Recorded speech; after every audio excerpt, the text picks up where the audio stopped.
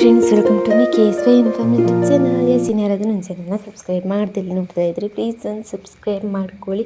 ನಾನಿವತ್ತು ಒಂದು ಸ್ಪೆಷಲ್ ರೆಸಿಪಿನ ಹೇಳ್ತಾ ಇದ್ದೀನಿ. ನೋಡೋದಕ್ಕೆ ಗೋಳಿ ಬಜ್ಜಿ ಥರನೇ ಇದೆ, ಆದರೆ ಗೋಳಿ ಬಜ್ಜಿ ತಮ್ಮ ಒಂದು ಬಾಣಲೆ ಇಟ್ಬಿಟ್ಟು ಅದಕ್ಕೆ 2.5 ಕಪ್ ಆಗುವಷ್ಟು ಕಾಯಿ ತುರಿ, ಹಾಗೆ 1.5 ಕಪ್ ಆಗುವಷ್ಟು ಬೆಲ್ಲ ಹಾಕ್ಕೊಳ್ಳಿ. ಬೆಲ್ಲ ಹಾಕ್ಬಿಟ್ಟು ಎಲ್ಲ ಆಮೇಲೆ 1-2 ಏಲಕ್ಕಿ ಹಾಕ್ಬಿಟ್ಟು ಹೂರ್ಣ ಥರ ಮಾಡ್ಕೊಳ್ಳಿ.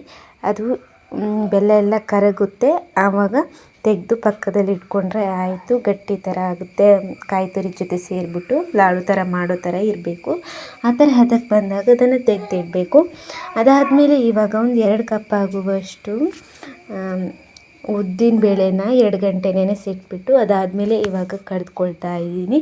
ಅದಕ್ಕೆ ಉಪ್ಪು ಹಾಕಿಬಿಟ್ಟು ಕಡಿದ್ಕೊಳ್ತಾ ಇದ್ದೀನಿ.